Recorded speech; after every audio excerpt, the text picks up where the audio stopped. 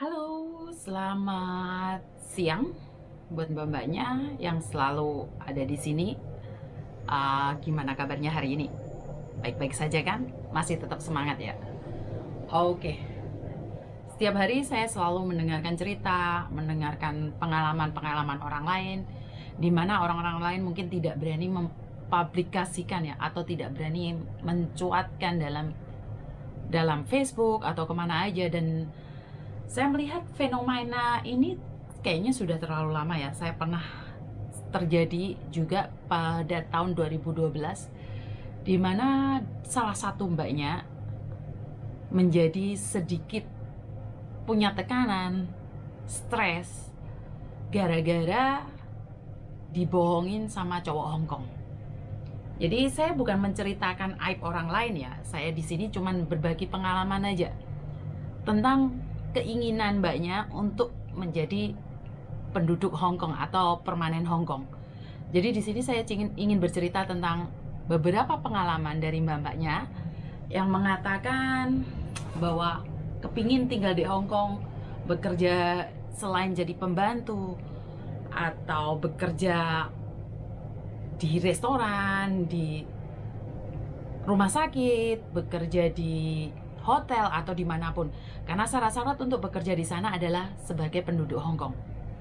Tapi yang saya tahu selama ini, banyak mbak-mbaknya yang menjadi punya tekanan mental, jadi stres gara-gara dimodusin ya. Karena orang-orang Hong Kong khususnya, mereka tahu bahwa mbak-mbaknya dari PMI itu mau memperalat mereka. Setelah dapat KTP mereka cerai, jadi mereka nggak benar-benar jatuh cinta pada penduduk lokal gitu loh. Itu yang terjadi, itu pengalaman yang ada. Banyak orang mengatakan setelah dapat permanen mereka cerai. Itu fenomena-fenomena yang penduduk lokal juga tahu. Jadi sepertinya bukan rahasia lagi ya. Jadi ini terjadi seperti tadi yang saya katakan, terjadi pada tahun 2012.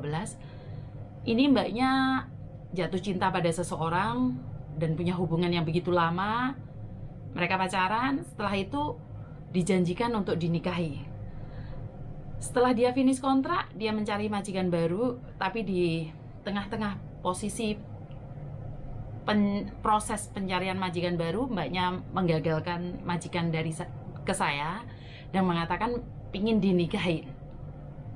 dinikahin sama orang Hong Kong. Dan saya pribadi mendukung penuh dengan apa yang terjadi. Tetapi di sini apa yang terjadi saat setelah dia mengambil paspor, prosesnya sejauh mana saya kurang tahu. Setelah 3 bulan dia datang lagi mengatakan bahwa dia udah jadi overstay, dia udah jadi paperan, dia tidak menikah dengan orang Hong Kong karena orang Hong Kong masih punya istri yang sah dan belum diceraikan, dan begitu banyak alasan-alasan itu. Di sini saya cuman pengen bercerita bahwa tujuan awal kita ke sini bukan mencari pasangan hidup. Tujuan awal kita merantau mencari uang buat keluarga yang ada di Indonesia. Saya tidak mengatakan bahwa saya sendiri tidak punya tujuan atau fokus saya terbelah ya. Saya sendiri juga punya anak, saya sendiri juga punya suami. Dimana yang sekarang ingin saya katakan adalah kejadian ini terjadi lagi beberapa bulan yang lalu. Saya sudah menemukan ada 2 kasus khusus mbak-mbaknya yang terobsesi pingin menikah sama orang lokal sini, menjadikan dia seperti tertekan. Akhirnya dia sampai masuk rumah sakit jiwa. Dan dia mengatakan dengan tegas kepada saya manusia dan saya berhak memilih hidup saya. Saya mau mencari suami di Hong Kong. Dan saya katakan, semua orang punya hak untuk hidup. Semua orang berhak untuk memilih. Tapi jangan lupa, kita tinggal di negara orang, di mana di mana kita berada, di situ aturan yang kita junjung. Seperti orang bilang, kalau kita nggak mau ikut peraturan Hong Kong dan kita ngeyel, akhirnya kita ditangkap polisi, harus proses, harus dipenjara. Dan itu malah membebanin keluarga yang ada di Indonesia ya. Dan ini kasus yang kedua lagi. Dia pingin dinikahin oleh anak majikan, tapi dia benar-benar menikah pada akhirnya. Tapi masalahnya saya kurang tahu dari mana visanya mbaknya ini nggak bisa turun. Kenapa? Ternyata majikannya ini, suaminya itu punya rekod jelek. Jadi punya rekod kriminal. Jadi visanya nggak bisa turun. Walaupun dia udah menikah, udah punya anak, dia tetap nggak bisa turun visanya. Kenapa? Karena setiap pernikahan di sini itu belum tentu kalian dikasih visa. Kalian diizinkan menikah tapi bukan. Jadi kalau kita menikah dengan orang Hong Kong, saya rasa kita tidak perlu berubah jadi jati diri kita sendiri. Jadi kita tetap menjadi diri kita sendiri sebagai orang Timur, punya adat yang lebih baik lagi. Jadi kadang-kadang kalau udah nyonya besar, apapun lupa diri. Jadi menganggap rendah orang lain, menjatuhkan orang lain, dan selalu menganggap orang lain itu tidak benar. Itu yang sering terjadi dan sering saya lihat. Bukan berarti saya sendiri tidak pernah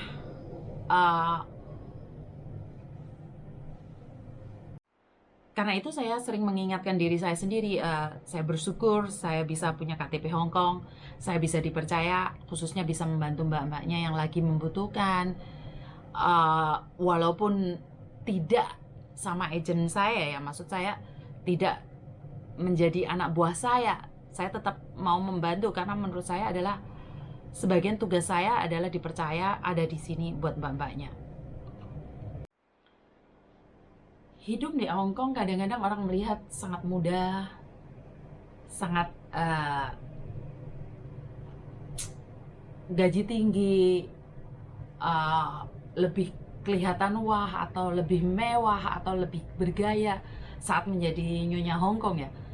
Sebenarnya tidak ya mbak ya. Orang bisa bilang sawang sinawang, karena apa yang kalian lihat dan apa yang saya lihat juga sama-sama beda. Jadi dari arah mana Anda melihat? Dan orang melihat jadi orang Hong Kong lebih enak soalnya punya KTP sini, kita bisa bekerja di luar pekerjaan yang ada. Dan sekali lagi bisa tanyain sama mbak-mbaknya yang ada yang KTP Hong Kong ya. Jadi untuk nyewa rumah aja harganya sangat mahal ya. Untuk 2 kamar aja 15.000.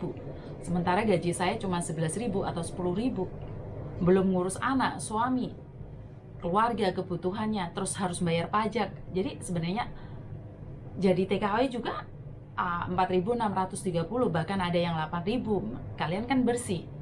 Kalaupun ada mungkin kalian beli sesuatu yang sewajarnya saja, dan selebihnya bisa ditabung atau dikirim Indonesia. Bahkan saya melihat mbak-mbaknya tuh lebih sukses, lebih hebat dibandingkan mbak-mbaknya yang menjadi nyonya Hong Kong.